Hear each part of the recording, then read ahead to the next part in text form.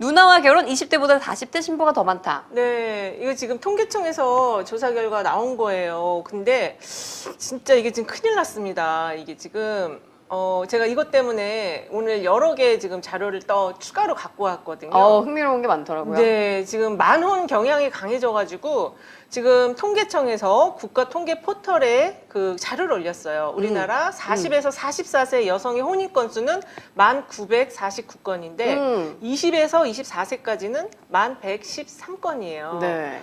이게 지금 40대 이상의 신부님들이 훨씬 더 많다는 초혼. 얘기죠. 네, 초혼인. 둘 다 초혼이에요. 40대, 그렇죠. 20대. 근데 사실 요즘 주변에 봐도 20대 초반인데 결혼하는 친구들은 진짜 없어요. 힘들죠. 거의 진짜. 없다고 봐야 네, 돼요. 그렇죠. 40대 그 신부님들하고는 누가 결혼하냐?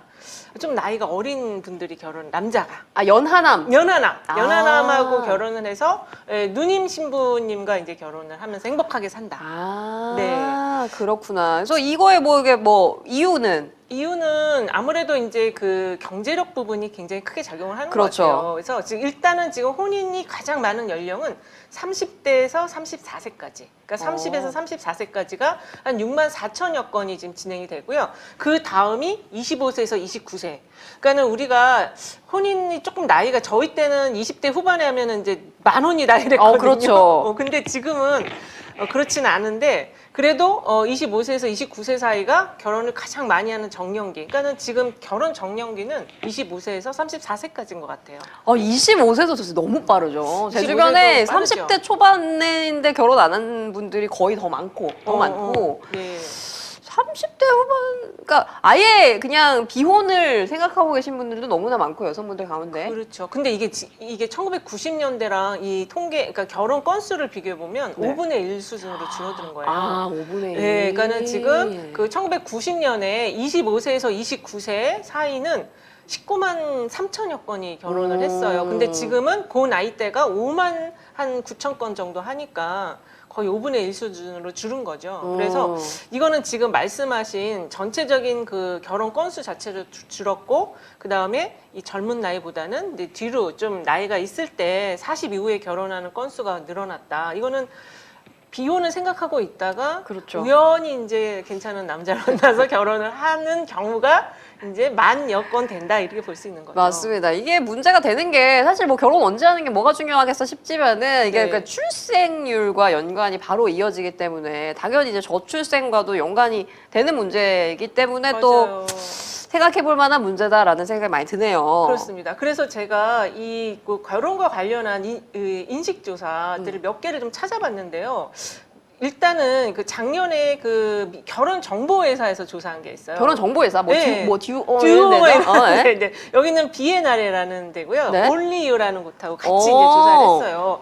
전국의 미혼 남녀 536명을 대상으로 남자 여자 각각 268명 대상으로 조사를 했습니다. 12월 26일부터 31일까지 온라인으로 설문조사를 했는데요.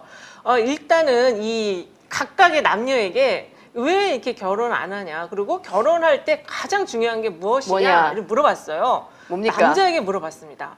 남자에게 물어봤는데 가장 결혼할 때 중요하게 생각하는 거는 이 여성들의 삐뚤어진 페미니즘.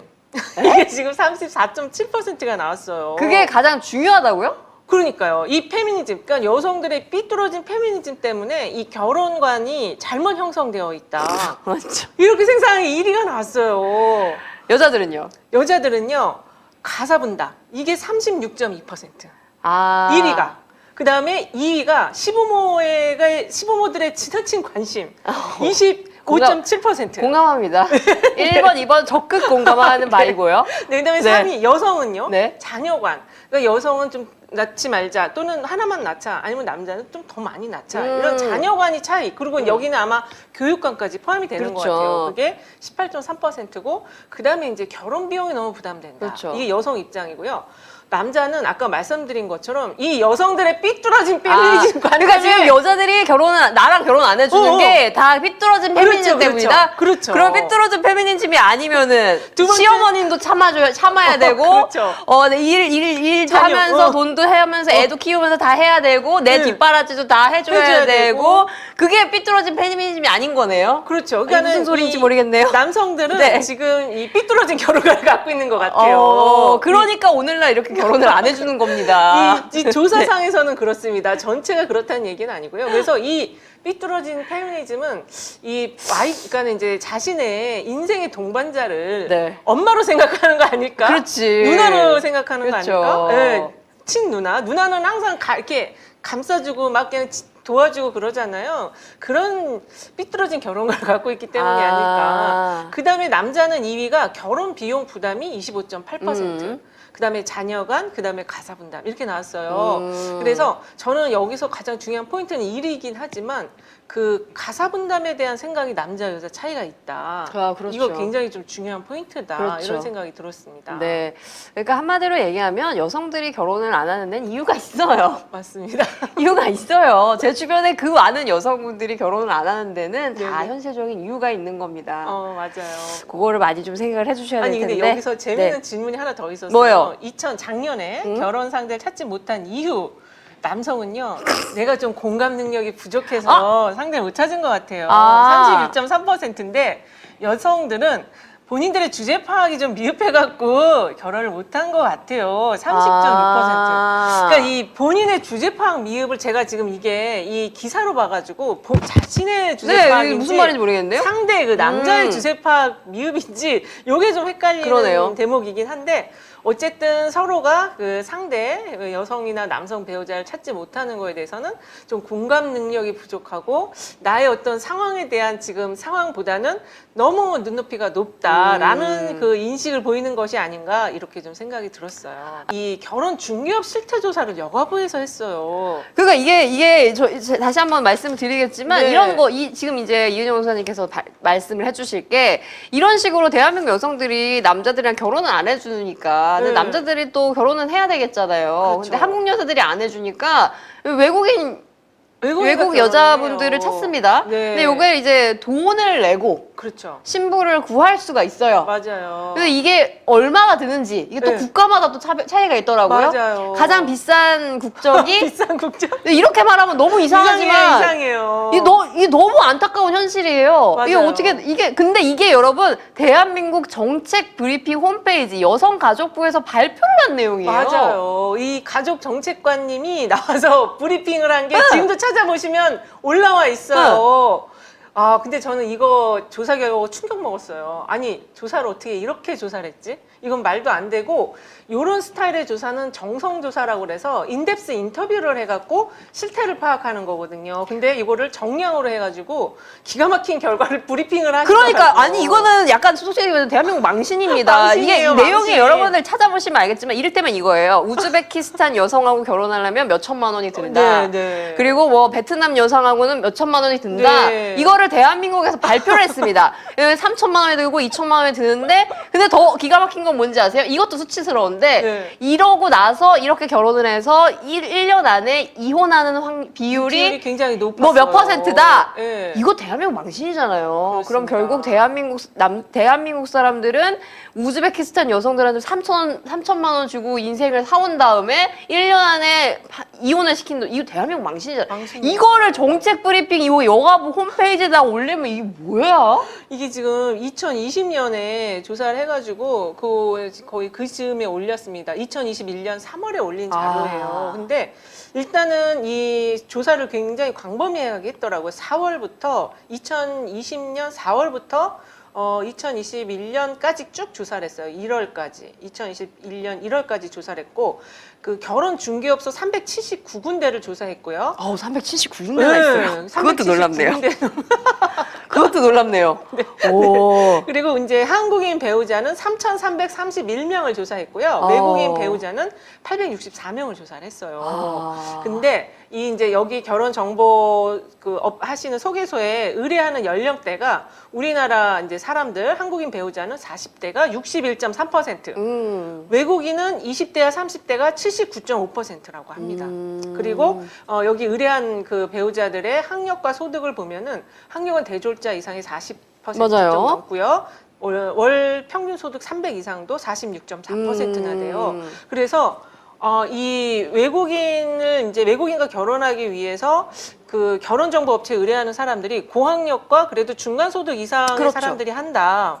그러니까 솔직히 몇 년 전까지만 해도 아 이런 거는 되게 약간 농촌 총각. 농어촌 네, 농어촌 총각이 농어촌의 있었거든요. 분들 정말 고령의 농어촌 총각들이 이렇게 이런 시기에 결혼을 한다라고 생각을 했는데 그게 전혀 아닌 거죠. 지금 실태가 완전히 바뀐 네. 거예요. 그리고 이 우리나라에서는 이 한국인 배우자들은요, 결혼 중개 수수료로 1,372만 원을 납부를 한대요. 업체에다가 그 돈을 주는 거예요. 1,372만 원을 주는데 외국인 배우자의 경우는 69만 원을 내면 된대요. 그러니까 이게 너무너무 차이가 나는 거죠, 지금. 약간 이 그림이 좀 이제 그려지실 거예요. 그러니까는 한국인 배우자는 40대 남성인 경우가 많고 외국인 배우자는 20, 30대 여성인데 중개료를 굉장히 적게 내는 거죠. 아무래도 이제 나이가 어리다 보니까 경제적인 부분에서 적게 내는데 어떻게 그러면 이 결혼 중개업을 알게 됐냐? 한국인 배우자는 온라인 홈페이지를 통해서 검색을 통해서 알게 됐다 이렇게 얘기했는데요. 외국인 배우자들은 현재 중개업체에서 알게 됐다. 본인의 고국에서 자기 나라의 그 중개업체를 통해서 알게 됐다. 그러니까 약간 미스매칭인 거예요. 그렇죠. 우리나라도 이게 중개업체를 통해서 해야 되는데 제가 보기에 결과가 이렇게 나온 거는 한국인 배우자들이 중개업체에서 했다고 하더라도 약간 좀 불편한 마음 때문에 홈페이지에서 알게 됐어요. 이렇게 응답한 것이 아닐까. 저는 약간 그렇게 좀 이해가 됐거든요. 아니 근데 지나가다 보면 저 검색하면 나와요. 이거 뭐 많이 외국인 나오죠? 신부 그리고 약간 맞아. 약간 경기도 외곽 쪽으로만 가도 운전하면서 가도 현수막에 뭐 맞아요. 무슨 베트남 신부 맞아요. 뭐 이런 거 너무 많아요. 맞아요. 근데 그것도 제가 제 기억에는 한 4, 5년 전이었고 요새는 제가 안 돌아다녀서 그런지 그 현수막은 좀 경기도에서 못 본 것 같은데 어쨌든 아무튼 그 지방에서 그 경기도권에서 그 본 건 기억이 나요. 네. 그리고 지금 저도 이제 이거를 기사를 보면서 알게 됐는데 이 이제 중개업을 할 때 외국인들과 하다 보니까 이게 서로 시간을 맞추기가 어렵잖아요. 그렇죠. 근데 한 사람이 여러 명을 만나는 거, 그다음에 여러 명이 여러 명을 만나는 거는 불법이랍니다. 그렇대요. 이게 미팅을 하더라도 1대1로 만나야 되지 한 사람이 여러 양다리 명을 걸치면 안 돼. 한 명 정리하고 나서 그렇죠. 얘랑 아니다 싶으면 그 다음 사람 소개시켜주세요. 네. 이런 식으로. 그래서 한 사람이 여러 명을 만나거나 또 여러 명이 또 여러 명, 10명씩 서로 맞대결해서 무슨 파티를 한다든지 이렇게 만나는 거는 불법이라고. 불법이다. 불법이라고 나와 있어요. 그래요? 네. 이것도 대한민국 정책 브리핑에 이렇게 써 있습니까? 정책 브리핑에 이게 나와 있습니다. 세상에. 네. 그리고 이 결혼 어머, 맞선 주선 건수는 업체당 6.4건이다. 그러면 한 사람이 내가 결혼을 하기까지 한 6명에서 7명 가량의 그렇죠. 사람을 만나보고 나서 결혼을 한 거네요. 거의 근데 결혼 못하는 확률도 상당히 많을 것 같아요. 제가 볼 때. 수수료는 내고. 그렇죠. 근데 이게 아까도 우리 진행자님 말씀하셨는데 그 외국인 이제 여러 나라가 있잖아요. 네. 국가별로 이 결혼 중개 수수료가 차이가 있는 거예요. 그러니까 이것도 조금 속상한 부분이긴 너무 해요. 이거 보고 솔직히. 진짜 쇼크 먹었어요. 이거는 마치 정말 예전에 막 50년대, 60년대 우리나라 사람들이 거기 광산 가고 간호사 가고 약간 이런 것처럼 이거 정말 이분들은 생계를 위해서 대한민국에 혼인하러 오는 거잖아요. 그렇죠. 가족의 생계를 책임진다. 맞아요. 그렇구나. 그래서 아까 말씀드린 것처럼 지금 1,300여만 원을 중개 수수료로 내는데 그 외국인 배우자는 69만 원 정도였잖아요. 근데 이게 나라별로 차이가 있는데 가장 돈을 많이 내는 나라가 우즈베키스탄. 그리고 나머지 밑에 나라들은 이제 대충 비슷해요. 한 1,000만 원에서 1,300만 원 사이 왔다 갔다 내는데 이제 이 하위권에 들어있는 나라들도 얘기를 해줬어요.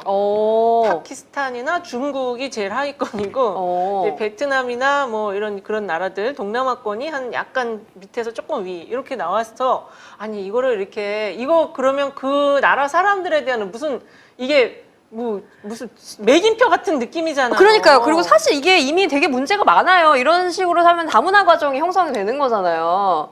그러니까요. 다문화 가정 이후에 이 다문화 가정을 이뤘어? 거기까지는 좋아요. 네. 근데 1년 안에 또 이렇게 가정 폭력, 뭐 이혼, 완전 그 사람이 인생에 지금 3천만 원 주고 사와가지고 그러는 거죠. 애는 애대로. 네. 이거 정말 문제가 많습니다, 이거. 그래서 일단은 이 조사에서는 90%는 우리는 잘 행복하게 살고 있다라고는 했대요. 근데 나머지 10%는 1년 이내에 우리는 파탄이 났다 이렇게 얘기를 했다는 거예요.